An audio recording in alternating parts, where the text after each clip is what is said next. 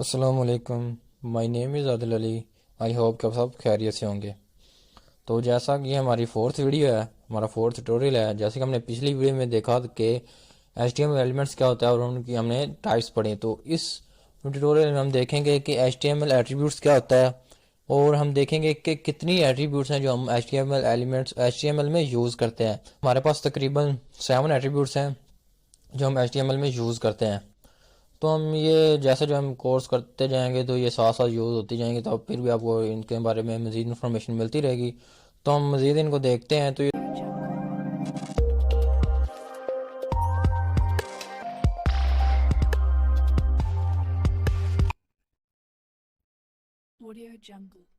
थोड़ी सी video long हो सकती है क्योंकि ये 7 एट्रीब्यूट्स हैं, तो हमने इनको डिटेल में पढ़ना है।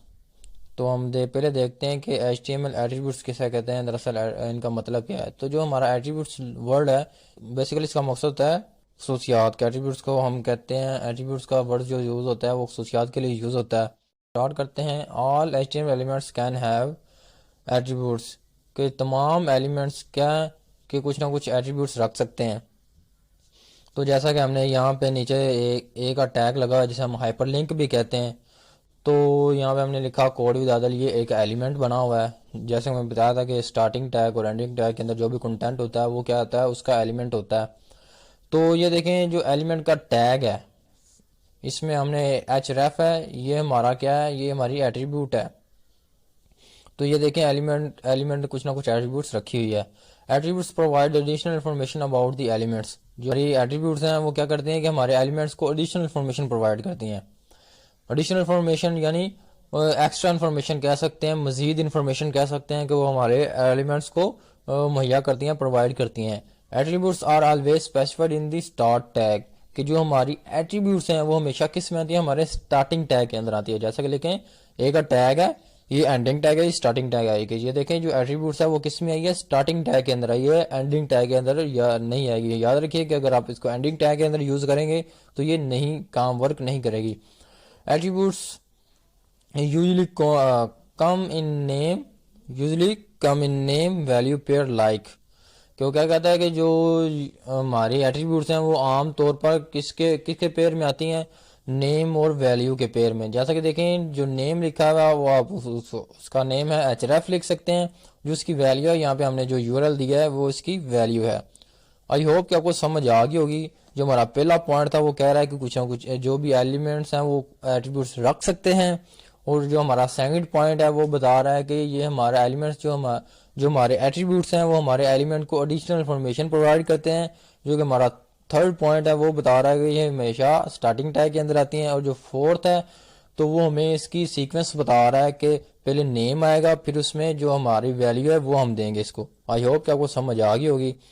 तो हम चल स्टार्ट करते हैं। तो ये हमारी फर्स्ट एट्रीब्यूट है जो हमने पढ़नी है, href एट्रीब्यूट। href एट्रीब्यूट क्या होता है, तो ये देखें हमने पढ़ा कि एक टैग जो हमने अभी पीछे पढ़ा है, एक टैग क्या करता है कि वो हमारे हाइपर लिंक को डिफाइन करता है। A tag defines a hyperlink, वो हमारे हाइपरलिंक को डिफाइन करता है।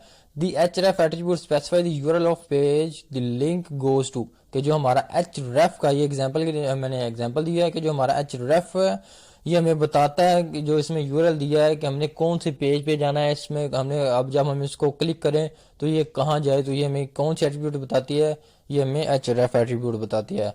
तो आज आपको समझ आ गई होगी। फिर भी मजीद में हम VS कोड ओपन करते हैं, हम देखते हैं कि ये वाकई ठीक बात है या नहीं है। तो ये देखिए मैंने लिखा हुआ है यहाँ पे, मैंने एक लिंक लगाया, एक हाइपर लिंक जिसे कहते हैं, एक टैग लगाया, और उसके स्टार्टिंग टैग के अंदर मैंने लिखा href, हमने एक नेम दे दिया इसको और इसको वैल्यू दे दी। तो जो href हमारी एट्रीब्यूट है वो क्या करेगी कि जो हमने इसमें लिंक दिया हुआ है, जो हमने इसको लिंक दिया है ये हमें वही पेज ओपन करके देगी। तो इसमें हम जो मर्जी चाहें, जो मर्जी कौन सा मर्जी पेज चाहें वो ओपन करवा सकते हैं, चाहे वो आगे पेज नेक्स्ट पेज हो, चाहे वो पीछे वाला पेज हो। तो हम जो पेज हैं वो इसको ओपन करवा सकते हैं। तो मैंने एक पेज यहाँ दो पेज बनाए हुए हैं, एक वेब पेज जो हमने इसमें कोड लिखा हुआ है, और एक लिंक पेज के नाम से मैंने एक पेज बना दिया है।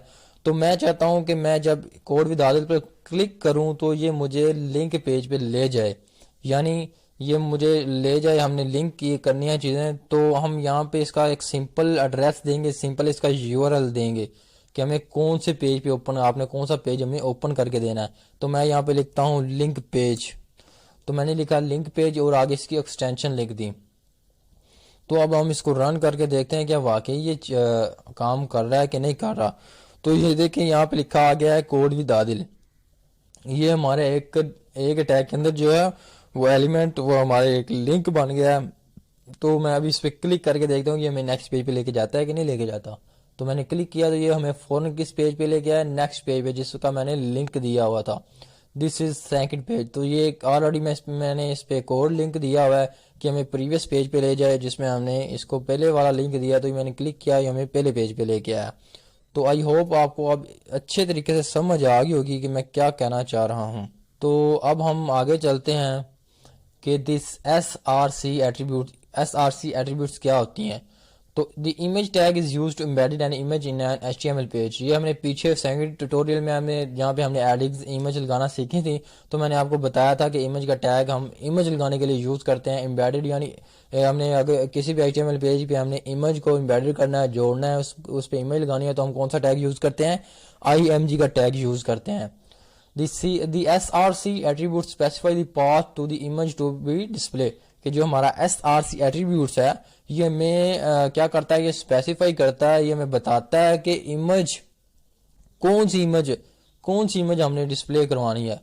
तो ये देखें हमने फॉर एग्जांपल एक इमेज का टैग लगाया हुआ है और इस पर हमने एक SRC लगाया हुआ है। SRC एक एट्रीब्यूट है जो हमने ये यूज़ किया किसके लिए, इमेज के एड्रेस के लिए, कि हमने कौन सी इमेज अपलोड करनी है, कौन सी इमेज हमने पेज पे लगानी है। तो हम ओपन करते हैं दोबारा से फिर VS कोड ताकि आपको अच्छे तरीके से समझ आ जाए। तो मैंने यहाँ पे पहले ऑलरेडी लगाई हुई थी इमेज, तो हम दोबारा इमेज लगा लेते हैं, इसमें कोई इतनी बड़ी बात नहीं है। तो यहाँ पे मैं लगाता हूँ इमेज का टैग। इमेज का टैग लग गया तो हमारे पास एक एट्रीब्यूट आ गई SRC। तो जैसे कि मैंने बताया कि हमने इसमें एड्रेस देना है कि हमने कौन सी इमेज क्या पेज पे शो करवानी है। तो मेरे पास इमेजेस के फोल्डर में एक ऑलरेडी इमेज पड़ी हुई है इंट्रो वेब के नेम से, तो मैं वही इमेज शो करवाऊंगा।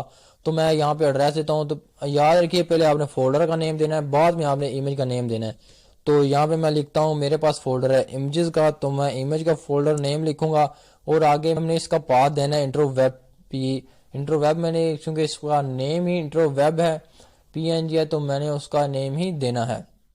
याद रखेंगे PNG आपने लाजमी लिखना है, उसकी एक्सटेंशन आपने नहीं छोड़नी वरना आपकी इमेज रन नहीं होगी। तो हम देखते हैं, ओपन करते हैं, तो ये देखें मेरे पास इमेज आ गया ये, लेकिन ये काफ़ी बड़ी इमेज आ गई है। इमेज काफ़ी बड़ी आ गई है। तो हम इसमें विथ हम दे देते हैं इसकी 100% और आगे हम दे देते हैं हाइट भी दे देते हैं 100।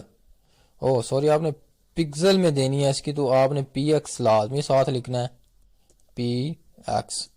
तो अब हम इसको देखते हैं, अब हम इसको रिफ्रेश करते हैं, तो ये देखें हमारी इमेज क्या हो गया, स्मॉल इमेज हो गई है। ये हमारी इमेज जितनी हमने हाइट दी है उतनी ही में कवर हो गई है। तो आई होप कि आपको समझ आ गई होगी।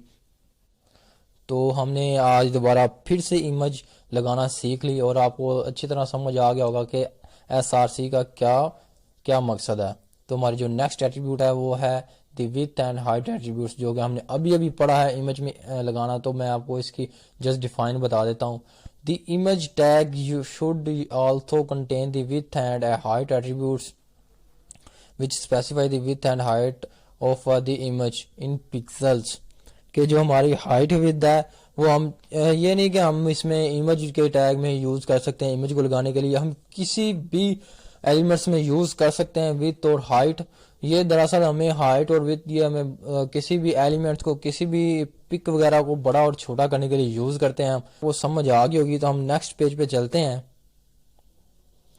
दी ऑल्ट एट्रीब्यूट के ऑल्ट एट्रीब्यूट क्या होती है, इसका क्या मकसद है। कहता है the required alt attribute for the image tag specified and alternative text for an image if the image for some reasons can not be displayed the can be due to a slow connection or a error in the SRC attribute if the user use a screen reader। तो इसमें पूरे paragraph में क्या कह रहा है, मैंने इसलिए पूरा पैराग्राफ लिखा था कि आप कोई भी पूछे तो आपको पता हो कि ये क्या होता है, तो मैंने आपको समझाने के लिए जस्ट पैराग्राफ लिखा है, वरना मैं आपको वैसे भी समझा सकता था। तो हम पढ़ते हैं कि आल्ट किसे कहते हैं, ये एट्रीब्यूट्स क्यों यूज़ करते हैं। तो दरअसल जो हमारे पास आल्ट एट्रीब्यूट्स है ये हम यूज़ करते हैं इमेज के लिए। इमेज के आगे जैसा कि मैंने वहाँ पे लिखा नहीं था आल्ट में, क्योंकि मैंने अभी जस्ट इमेज शो करवाई थी।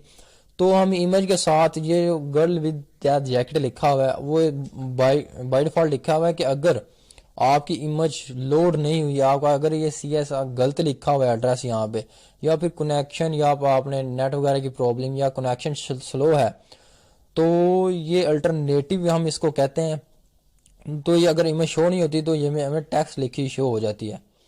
तो ये कह रहा है कि अल्टरनेटिव है टेक्स्ट का, कि ये अगर ये नहीं है तो ये शो हो जाता है। तो हम दोबारा से VS कोड के अंदर जाते हैं और दोबारा देखते हैं।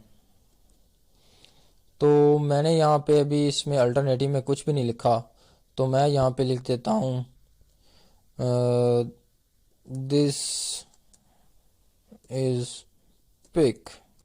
तो मैंने यहाँ पे लिख दिया दिस इज अ पिक। तो यहाँ पे मैं कुछ इसका एड्रेस गलत कर देता हूँ, यहाँ पे मैं लिख देता हूँ खाली इंट्रो लिख देता हूँ। तो मैं अभी इसको रन करके देखता हूँ कि क्या करता है। तो ये देखें कि लिखा आ गया है दिस इज़ अ पिक। अगर हमारी इमेज लोड नहीं हुई, हमारी इमेज नहीं आई, तो ये हमें हमारे पास लिखा आ गया this is a pic. I hope कि आपको समझ आ गई होगी कि हम किसके लिए यूज़ करते हैं। अगर हमारा कोई पाथ वगैरह गलत हो गया है, हमारा कोई कनेक्शन नहीं आ रहा अच्छे तरीके से, स्लो है, तो वो हम टेक्स्ट हमें लिखी शो हो जाए, ताकि हमें एरर का भी पता चल जाए कि इसका क्या एरर आ रहा है। तो आई होप कि आपको समझ आ गई होगी कि आल्ट हम किसके लिए यूज़ करते हैं। तो बेसिकली इसका थ्योरी का मकसद यही है कि आपको समझ आ जाए। तो ये ज़रूरी नहीं कि आपको थ्योरी ही आनी चाहिए, तो आपको इसका असल मकसद पता होना चाहिए, चाहे वो इंग्लिश में बता सकें चाहे वो उर्दू में बता। कोई भी आपसे पूछे कल को कि इसका क्या मतलब है, तो आप अच्छे तरीके से उसे बता सकें। तो हम नेक्स्ट चलते हैं। जो हमारी नेक्स्ट है स्टाइल एट्रीब्यूट आ गया है। स्टाइल एट्रीब्यूट वो कहता है कि the style attribute is use to add style to an element such as colour, font size and so much. तो ये जो हम स्टाइल की प्रॉपर्टी यूज़ करते हैं वो किसके लिए यूज़ करते हैं, वो हम कलर्स के लिए यूज़ करते हैं। फॉर एग्जांपल लिखा हुआ है यहाँ पे स्टाइल कलर रेड, कि ये हमने स्टाइल एट्रीब्यूट यूज़ की, उसमें हमने टेक्स्ट को कलर दे दिया कि इसको रेड कलर का कर दो। तो इसके लिए मैं दोबारा से फिर भी इस कोड ओपन करता हूँ और हम देखते हैं कि ये वाकई स्टाइल एट्रीब्यूट जो काम करती है कि नहीं। ये हमें हमारे क्या करती है, हमारे हेडिंग वगैरह हमारे एलिमेंट्स को ये हम उनको स्टाइल करने के लिए यूज़ करते हैं। तो यहाँ पे मैंने लिखा हुआ था हेलो वर्ल्ड, यहाँ पे मैं स्टाइल की प्रॉपर्टी यूज़ करता हूँ। तो स्टाइल लिखा मैं, तो यहाँ पे मैं रेड कलर दे देता हूँ। तो अब देखते हैं कि इसमें क्या होता है कि हमारा चली भी है कि नहीं चली। तो हम इसको पेज को सिंपली रन करते हैं। तो ये देखें जो हमारे हेलो वर्ड्स लिखा हुआ था इनको उसने क्या कर दिया, रेड कर दिया। हम इसमें कौन सा कलर मर्जी दे सकते हैं, या भी मैं ब्लू कर दूंगा तो ये ब्लू हो जाएगा, ब्लैक कर दें तो ब्लैक हो जाएगा। हम इसको ब्लू करके देखते हैं, हम इसको रिफ्रेश करते हैं, तो ये देखें ये कलर ब्लू हो गया है। तो हम नेक्स्ट चलते हैं। आई होप कि आपको समझ आ गई होगी स्टाइल एट्रीब्यूट्स हम क्यों यूज़ करते हैं। ये हम स्टाइलिंग के लिए यूज़ करते हैं। इसमें स्टाइल के अंदर भी हम हाइट और विड्थ दे सकते हैं, याद रखिएगा। तो हम जैसे जैसे चलते जाएंगे मैं आपको करवाता जाऊंगा इंशाल्लाह, तो आप हमारे साथ रहिएगा। तो हम नेक्स्ट देखते हैं कि the lang attribute. Lang attribute किसे कहते हैं। लैंग का मतलब ये शॉर्ट फॉर्म लिखी है तो हम इसको लैंग्वेज भी कह सकते हैं, लैंग्वेज ही कहते हैं दरअसल। तो क्या कहता है कि you should always include the lang attribute inside the HTML tag to declare the language of a web page. कि जो हम ये देखें डॉग टाइप जो हम नीचे लिखा होता है HTML टैग, तो इसमें हम ये प्रॉपर्टी लगा सकते हैं, इसमें हम प्रॉपर्टी यूज़ कर सकते हैं। लैंग का मतलब लैंग्वेज, यहाँ पे इन्होंने इंग्लिश के EN के लिखा हुआ है, इसका मतलब होता है कि इसके फुल फॉर्म है इंग्लिश। तो इन्होंने कौन सी लैंग्वेज यूज़ की है, इन्होंने इंग्लिश यूज़ की। इसका मकसद यही है लैंग्वेज का कि हमने कोई भी लैंग्वेज सेलेक्ट कर सकते हैं। It helps browser and other users agents understood the language. तो ये क्या करता है, ये ब्राउज़र की मदद करता है और एजेंट्स की मदद करता है कि उनको समझने के लिए, अंडरस्टैंड करने के लिए लैंग्वेज को। आई होप कि आपको इसको समझ आ गई होगी कि हम लैंग्वेज क्यों लैंग का एट्रीब्यूट्स क्यों यूज़ करते हैं। तो ये एट्रीब्यूट्स क्या है, किसके लिए यूज़ होती है, ये लैंग्वेज को सिलेक्ट करने के लिए यूज़ होती है। तो जो जो हमारी लास्ट एट्रीब्यूट है वो है द टाइटल एट्रीब्यूट। के टाइटल एट्रीब्यूट क्या होता है?